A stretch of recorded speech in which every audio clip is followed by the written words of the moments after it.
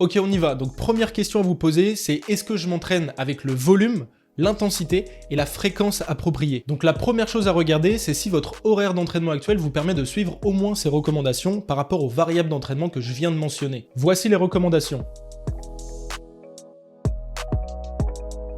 Avant toute chose, qu'est-ce que c'est exactement le volume, l'intensité et la fréquence? Le volume, c'est la quantité totale de travail que vous allez faire dans votre semaine, le nombre total de séries et de répétitions pour un groupe musculaire. L'intensité est utilisée pour définir deux facteurs, l'intensité de la charge et l'intensité de l'effort.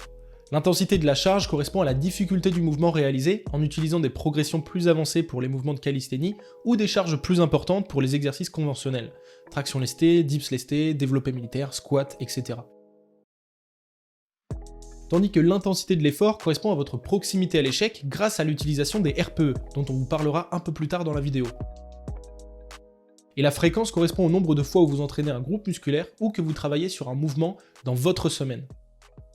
Si vous ne le saviez pas déjà, ces trois variables sont interreliées et inséparables, donc chacune d'entre elles va affecter une des autres variables. Donc par exemple, si vous vous entraînez proche de l'échec ou à l'échec avec un volume élevé lors d'une séance, ça va prendre plus de temps pour récupérer du dommage musculaire qui sera créé suite à cette séance-là. Donc c'est certain que ça va avoir un impact sur votre fréquence d'entraînement. Parce que si vous voulez autant performer lors de vos prochaines séances, vous devrez prendre plus de repos, donc votre fréquence sera moins élevée. Autre exemple, si l'intensité de vos exercices lors de votre séance est très élevée, vous devrez prendre beaucoup de repos entre vos séries vu que la demande pour votre corps sera plus grande.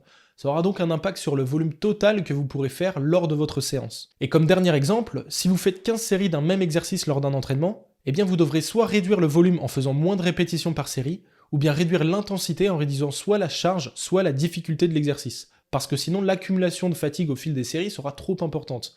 Dans ce cas-ci, ce serait plus intelligent de jouer sur la fréquence en ajoutant une autre séance dans votre semaine pour pouvoir ainsi répartir votre nombre total de séries à faire pour cet exercice.